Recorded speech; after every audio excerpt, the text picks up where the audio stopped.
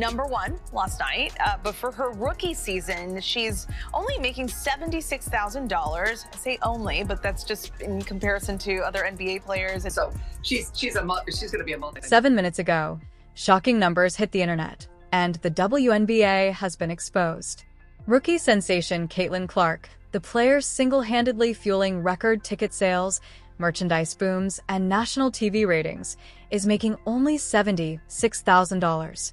Meanwhile, leaked reports show she's responsible for nearly 25% of the WNBA's total revenue. Fans are furious. Analysts are stunned. And tonight, we're breaking it all down. I think using the platform she has, that she's gained with all these followers nationally, but also globally now. There's also a chance of having $250,000 contract or addition for marketing the WNBA. I'm sure she'll get that. Caitlin Clark isn't just a rookie. She's a generational star. From her record-breaking run at Iowa to instantly transforming the Indiana Fever, Clark has become a cultural icon. But here's the twist. While NBA rookies sign deals worth tens of millions, Clark is stuck on a 4-year contract worth just $338,000 total. On the street is that Caitlin Clark basically made around $11 million. Changes. I think the eyeballs on this number, $76,000. Now again, she's making much more than that. Her endorsements are into the millions. Then came the leak. Internal numbers revealed that Caitlin Clark is responsible for 25% of ticket sales, merchandise revenue, and TV viewership. Think about that. One player carrying an entire league on her back. The Indiana Fever's home opener? Cheapest ticket, $271, higher than 29 out of 30 NBA teams' opening night tickets. Clark isn't just playing basketball. She's running an economy. But tell me, what do y'all not like about Caitlin Clark? Is it the media coverage? Do you not? Analysts estimate Clark has generated $36 million in new revenue for Indianapolis alone. Hotels, restaurants, businesses thriving. Yet she's making less than a tech intern. Social media exploded, with fans sarcastically demanding, how does she not have her own private jet already? The tickets to the Indiana Fever home opener right now, the cheapest ticket to get you into the building to see Caitlin Clark, $271. And as the tweet here says, that's more expensive than 29 of the 30 NBA teams' home opener lowest priced ticket. That's pretty impressive. I'm going to give you one more here, Ron, before I get your thoughts. A valuation expert estimates that Caitlin Clark has generated somewhere on the order of 36 million extra dollars of revenue for the city of Indianapolis. But here's where the controversy deepens. Instead of celebrating Clark, many WNBA veterans and critics are downplaying her impact. Some argue it's unfair to give one player so much credit. Others accuse the media of bias.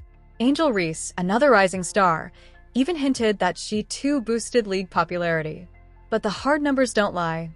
Clark is the headline act. Or rational request, at least. The only problem is the WNBA until Caitlin Clark had no revenue. Now, let's talk salary. Clark's contract is locked at $76,000 per year.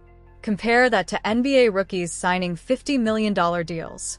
Even NCAA men's basketball championship games don't touch the 19 million viewers Clark pulled for the women's final. The WNBA struck gold, but chose to hand her peanuts. This isn't just unfair, it's bad business. This is the floor for us. She makes tough buckets.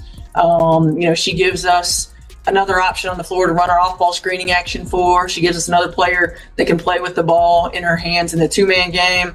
She just has a really high IQ and understanding. This isn't the first time Clark has been at the center of heated debates. From on-court trash talk battles with Angel Reese in college to media feuds over whether she gets too much coverage. Clark has always divided opinion, but every time she steps on the court, she proves why she's unavoidable. Critics say she's overhyped. Fans call her the Michael Jordan of women's basketball.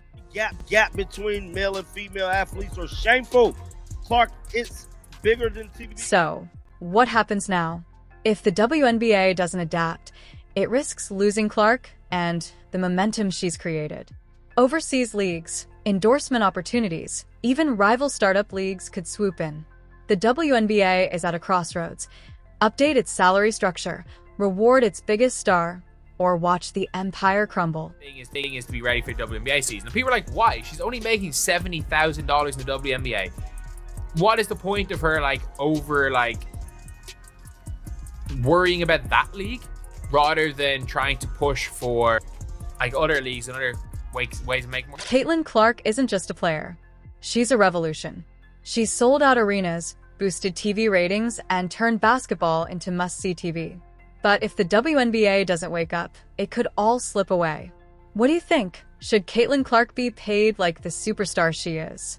Or is the league right to stick to its current system? Drop your thoughts below.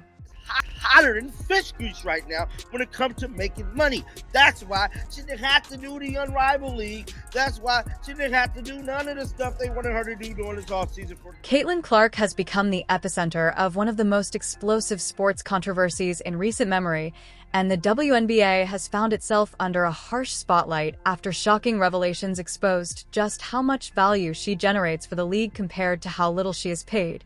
Because while the Indiana Fever rookie is credited with boosting ticket sales to historic levels, filling arenas, drawing record-breaking television audiences, generating millions in local revenue for Indianapolis, and essentially keeping the league relevant in mainstream sports discourse, she is still tied to a rookie contract that pays her only $76,000 per year, a figure that would barely cover rent and daily expenses in many cities across the United States, let alone reflect the immense superstar status and business power she has brought to women's basketball. And when the ticket sales data leaked showing that Clark alone was responsible for nearly 25% of all ticket sales, merchandise, revenue, and viewership ratings, fans were outraged, analysts were stunned, and critics began questioning whether the WNBA actually understands the gold mine it has in its hands, or whether it is so locked into its outdated salary cap structure that it risks driving away the very athlete who is reshaping the sport.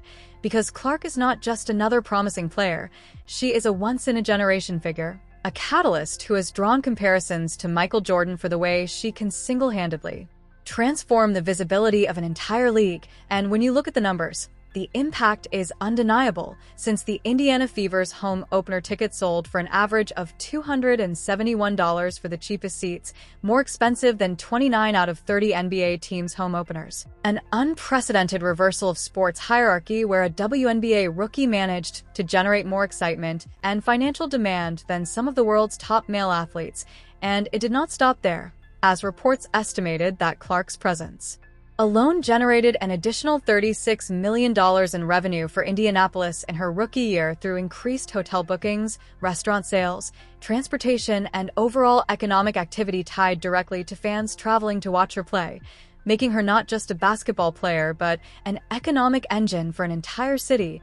And yet, in the middle of all this, she remains paid like an entry-level employee, earning less than some college students with coding side projects, which raises not only questions of fairness, but also basic business logic, because in no industry would you allow your top revenue driver to be the lowest paid worker, and social media erupted with sarcastic and furious commentary, with fans saying things like, "How does she not have her own private jet already?"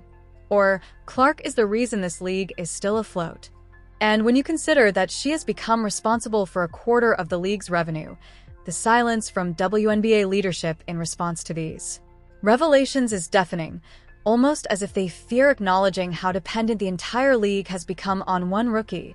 But that dependence is the reality, because when Caitlin Clark plays, television viewership spikes above marquee NBA matchups, as was the case when her college championship game drew over 19 million viewers, surpassing the men's championship that same year. A statistic that should have forever changed the way women's sports are valued, but instead became just another ignored milestone.